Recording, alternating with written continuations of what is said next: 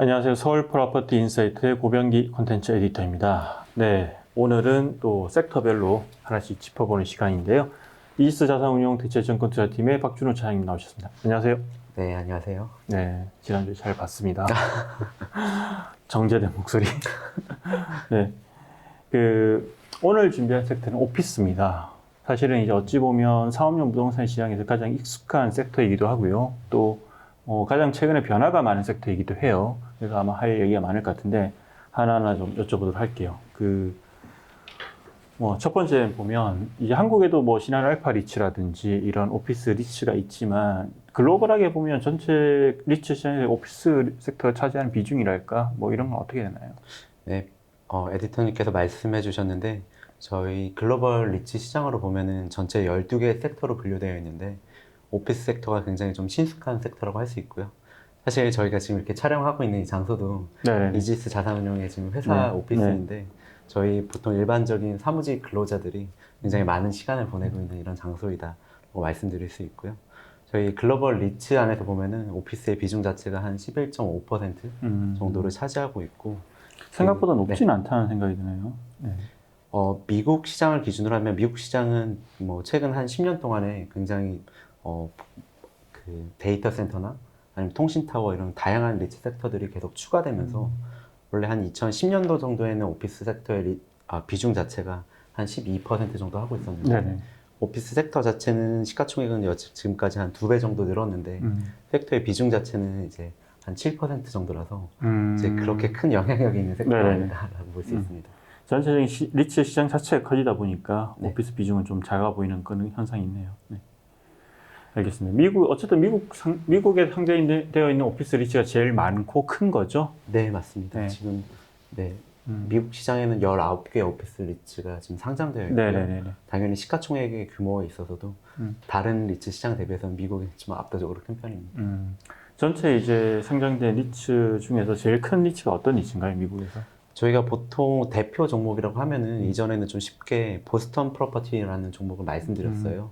보스턴 프로퍼티는 보스턴, 뉴욕, 서쪽에는 샌프란시스코, LA 이렇게 게이트웨이 지역에 거의 한 200개 빌딩을 운영하고 있는 그런 대표 리츠였는데 최근에는 알렉산드리아라는 리츠가 주가가 흐름이 두 개가 엇갈리면서 시총은 이제 역전했고요. 그래서 좀 시가총액 측면에서는 이제 알렉산드리아 리츠가 제일 큰 종목이고 근데 이게 좀 특수성이 있기 때문에 오피스 섹터 전체를 좀 대표하는 대표성이 있어서는 보스턴 프로퍼티가 제일 좀 대표 종목이라고 말씀드릴 수 있을 것 같습니다. 이름 자체에 어떤 특색이 나와 있네요. 네. 근데 사실은 뉴욕 리츠도 있거든요. 보면은 얼마 전에 상장한 그건 이제 당연히 뉴욕을 중심으로 투자한 리츠인 거고 알렉산드리아 리얼 에스테이트 얘기 나왔으니까 말씀드리면 여기는 사실 이제 라이프 사이언스에 주로 투자하는 어떤 그런 리츠잖아요. 네, 맞습니다. 여기도 자산이 있는 지역을 보면 보스턴이라든지 샌디에이고 같은 어떤 대학, 연구시설이 들어서기 유리한 그런 지역에 주로 포진하고 있고요. 실제로도 오피스 리츠 중에 가장 좋은 어떤 그런 흐름을 보여준 리츠인 것 같아요. 코로나 이후에 특히나. 최근에 한 2년 동안 제가 보스턴 프로퍼티랑 이제 알렉산드리아 리츠의 주가가 좀 엇갈렸다고 말씀드렸는데요. 이 팬데믹 사태가 발생한 2020년도부터 작년 2021년까지 한 2년 동안의 주가 흐름을 보면은 알렉산드리아 리츠는 한 45% 정도가 올랐고 그 2년 동안 보스턴 프로퍼티는 한 9.5% 정도가 하락했습니다. 굉장히 크게 엇갈렸고요. 좀 주요 원인을 보면은 이제 팬데믹 사태 때 좀 사회적 거리두기 자체가 좀 시행이 됐었고 그렇죠. 지금 우리나라는 그래도 좀 부분적인 재택근무가 있었는데 미국을 비롯한 선진국에서는 굉장히 좀 전면적이고 좀 장기간의 재택근무가 이루어졌어요. 그러면서 또 보스턴 프로퍼티 같은 종목들은 제가 게이트웨이 지역에 오피스가 있다고 말씀드렸는데 이런 관문 도시에는 좀 저층부나 이런 것들은 굉장히 좀 리테일로 많이 이루어져 있고 리테일 임차인들이 굉장히 임대료를 내는데 좀 어려움을 겪었기 때문에 그런 것들이 좀 훼손됐다고 말씀드릴 수 있고요. 우리 요즘에 이제 오피스를 보면 아케이드라는 게 있잖아요. 그러니까 단순한 이제 직장, 그러니까 회사만 건물을 쓰는 게 아니라 그 밑에 이제 리테일 시설이 있기 때문에 그쪽에 타격을 입은 거죠. 네, 맞습니다. 반면에 알렉산드리아 리얼 에스테이트 같은 경우는 오히려 코로나 팬데믹 사태 때 좀 더 수혜를 받았다고 볼 수가 있어요. 저는 개인적으로 지금까지 한 코로나 검사를 한 9번 정도 받아봤고 3차 백신까지 맞았는데 이런 거에서 볼 수 있듯이 지금 바이오 기업들이 코로나 팬데믹 사태에 있어서 이런 백신도 개발해야 되고 그렇죠. 진단 키트도 개발하고 치료제도 개발하면서 업무가 굉장히 늘어났거든요. 이익도 굉장히 빠르게 성장했고 이익이 성장하면서 또 이런 것들을 오피스에 재투자하기 때문에 좀 바이오 클러스터 같은 경우는 굉장히 좀 수혜를 얻었다. 좀 이렇게 볼 수 있습니다. 그렇죠. 아마 이제 이 알렉산더 리얼 에스테이트가 보유하고 있는 오피스의 주요 임차인들이 뭐 화이자라든지 네. 아스트라제네카, 모더나 이런 기업들일 텐데 그 기업들의 실적이 당연히 좋을 것 같고요. 그런 어떤 실적을 바탕으로 계속 확장을 하는 과정에서 그런 수요가 엄청나게 많이 늘어났을 것 네. 같아요. 네. 이게 뭐 사실 저희가 이제 공모 상장 리츠에 대해서 얘기를 하고 있지만 실은 이제 그런 기관 투자제주 투자하는 사모 시장에서 봐도 이런 어떤 라이프 사이언스에 투자하는 어떤 플랫폼이라니까 이런 투자 상품들이 되게 인기를 끌고 있거든요. 대표적으로 이제 보면 어쨌든 기관들의 어떤 그런 시장도 리츠에서 같은 상업용 부동산 시장 내에서 움직이기 때문에 블랙스톤이 투자한 바이오메드 리얼티 같은 것도 보면 상당히 이제 뭐 많은 관심을 끌고 있잖아요. 그런 것들 다 보면 그냥 같은 현상으로 볼 수 있을 것 같아요. 네, 하나 좀 더 부연 설명 드리면은 이게 재택근무가 전면적으로 이루어졌다고 말씀드렸는데 좀 바이오 기업들 같은 경우는 굉장히 출퇴근이 계속해서 이루어졌어요. 그 특성이 일반적인 사무직 근로자들은 이제 줌이나 이런 것들로 이제 근무를 하면 그렇죠. 되는데 네네. 이제 바이오 기업들 같은 경우는 기자재가 다 이제 회사에 있고 그리고 실험실로 출근해야 되기 때문에 이거는 계속해서 사람들이 필요한 공간이다. 그런 인식 때문에 두 개가 많이 좀 엇갈렸다 이렇게 볼 수 있습니다. 그렇죠. 뭐 사실 그 말의 의미를 또 생각을 해보면 사실은 이런 기업들이 가진 오피스는 이게 그러니까 쉽게 이동 못 한다고 그렇게 네, 생각할 수 네. 있겠죠. 사실은 알렉산드리아 그런 걸 들고 있는 거고, 맞죠? 이 알렉산드리아 리얼 에스테이트밖에 없나요? 그런 어떤 라이프 사이언스나 바이오 기업 주로 한 오피스 리츠가. 지금 이제 사실 바이오 이제 저희가 바이오 클러스터라고 부르고 있는데 이런 것들을 오피스 섹터 안에서는 알렉산드리아 리츠가 굉장히 전문적으로 하고 있고요.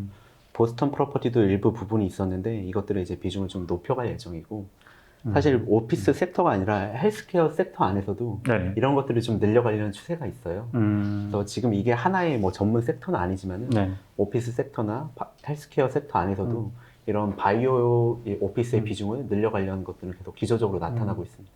헬스케어 섹터는 주로 이제 뭐 그런 요양원이라든지 네. 메디컬 오피스 네. 이런 데를 들고 있다 이런 쪽을 확대를 하는 걸 거고 네네. 그리고 사실 보스턴은 뭐 아까 저희가 알렉산드리아 잠깐 말씀드렸지만 네네. 이게 결국 이런 라이프 사이언스 관련 이제 그런 실험실이나 오피스 들어갈 수 있는 좋은 입지적인 조건이 실은 대학과 가까워야 되잖아요. 또 그래서 실제 알렉산드리아가 보스턴의 자산을 많이 보유하고 있고요. 그런 측면에서 보면 보스턴 프로퍼티스는 충분히 그런 전략을 검토할 만하네요. 네, 맞습니다. 지역적으로도 보스턴이 그쵸. 바이오 쪽으로 굉장히 특화된 지역이기 때문에. 네네네.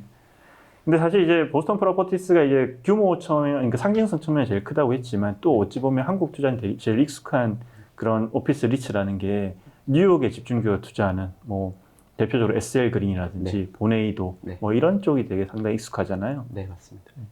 SL 그린, 보네이도 한번 간단히 소개 가능할까요?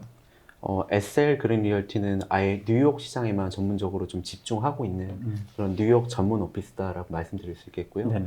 보네이도 같은 경우도 맨하탄 지역에 굉장히 적극적으로 개발하면서 굉장히 좀 프라임급 자산들을 많이 맞아요. 보유한 리츠인데요. 사실 뉴욕 시장이 굉장히 좀 어려움을 겪고 있습니다. 보시면은 사실 SN 그린 리얼티도 최근에 원 벤더빌트 빌딩이라는 네네. 초고층 빌딩을 재개발해서 가지고 있는데요. 전망대 아주 유명한. 예, 맞습니다. 이렇게 기존에 원래도 빌딩 숲이었는데 그 빌딩들이 지금 더 높아지고 있어요. 그래서 공급이 굉장히 적극적으로 이렇게 행해지면서 좀 공급이 많기 때문에 사실 지금 좀 어려움을 겪고 있는 오피스 시장이라고 말씀드릴 수 있고요. 그 두 종목들은 최근에 주가 흐름을 좀 중기적으로 보면은 좀 주가 흐름이 안 좋았고 이제는 조금 회복하기 위해서 좀 이렇게 올라오고 있는 그런 형태라고 보실 수 있습니다. 그렇죠. 보네이도 같은 경우는 펜스테이션 주변에 대표적으로 되게 많은 대규모 개발을 하고 있고요. 그 지역에 이제 들어선 오피스들이 앞으로 이제 IT 기업들이 주로 쓰기 때문에 어떤 식으로 변할지 지켜볼 필요가 있을 것 같아요. 네. 뭐 주가가 엇갈리는 이유. 그럼 앞으로도 계속 이렇게 될까요? 약간 알렉산드리아 보스턴 프로퍼티 주가가 엇갈리잖아요. 네. 앞으로도 계속 이런 현상이 나타날까요? 그 점이 제일 지금 중요한 지점이라고 생각하고 있는데요. 사실 지금 저희가 보통 리츠를 투자할 때 리츠가 갖고 있는 순자산 가치 대비 리츠의 시가총액이 어느 정도 수준에 돼 있냐, 자산 가치 대비 프리미엄을 받고 있냐, 아니면 할인 받고 있냐 이런 것들을 많이 지표로서 저희가 따져보는데 오피스 섹터는 지금 순자산 가치 대비해서 거의 30% 할인을 받고 있어요. 그래서 큰 손들이 많이 사들이죠. 대표적 브루필드 같은 경우는. 네네. 네. 근데 이게 할인을 받고 네. 있는데 할인 받고 있는 이유가 그러니까 무조건적인 저평가를 받아야 하냐 이유 없는 저평가냐 그러면 그렇다고 생각하지는 않고 있고요. 지금 시장에서 걱정하는 거는 사무실의 수요가 줄어들진 않을까 이거에 대한 걱정이거든요. 근데 최근에 지표를 보면요, 주요 지표 중에 하나를 보면은 뭐 쇼핑몰이나 아니면 레스토랑 같은 경우는 팬데믹 이전 대비 지금 사람들이 교통량이 한 90% 수준까지 회복했어요. 그리고 전체적인 교통량은 한 70% 수준을 회복했고 극장은 거의 한 이제 85% 네네. 수준까지 회복했는데 사무실은 아직까지도 사무실 실제 이용률은 30% 수준에 머물고 있어요. 그렇죠. 여전히 그 말인즉슨 이제 그 부분에 대해서는 사람들 의구심이 아직 존재한다. 뭐 그렇게 네. 볼 수 있겠네요. 맞습니다. 지금 원래 일반적으로 오피스 같은 경우는 임대차 계약 기간이 3년 이상으로 이뤄지고 있기 때문에 이 팬데믹 사태가 발생됐다고 바로 공실이 생기진 않았거든요. 그렇죠. 근데 펀더멘탈은 어느 정도 견조하게 유지되고 있는데 사람들이 아직까지는 적극적으로 출근하지 않고 재택근무가 이어지면서 아 이거에 대한 미래가 지금 불확실성이 굉장히 크다. 그런 면에서 좀 지금 저평가를 받고 있고요. 만약에 이제 시간이 흘러봐야겠죠. 여기 아무도 미래에 대해서는 정확히 알 수는 없을 텐데 네. 아니다. 이제 재택근무는 불편하다. 우리는 서로 함께 일하는 것들이 맞다. 사무실로 돌아오게 된다면 그때는 이제 불확실성이 해소되면서 오피스 주가가 다시 회복될 수도 있다고 생각하고 있습니다.